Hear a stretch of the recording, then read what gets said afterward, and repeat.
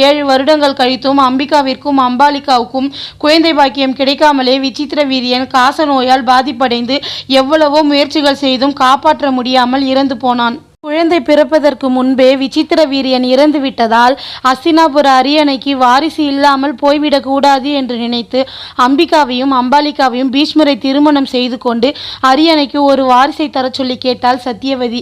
ஆனால் பீஷ்மர் தான் செய்த சத்தியத்தை தன்னால் எந்த நிலையிலும் மீற முடியாது என்று சொல்லி மறுத்துவிட்டதால் சத்தியவதி தனக்கும் பராசரா என்ற முனிவருக்கும் பிறந்த முதல் மகனான வியாச முனிவரிடம் உதவி கேட்டு தன் மருமகள்களுடன் துவாபர காலத்தில் பழக்கத்தில் இருந்த நியோகம் என்ற முறையை நடத்தி தன் மருமகள்களுக்கும் அஸ்தினாபுர அரியணைக்கும் வாரிசுகளை கொடுக்க சொல்லி கேட்டாள்.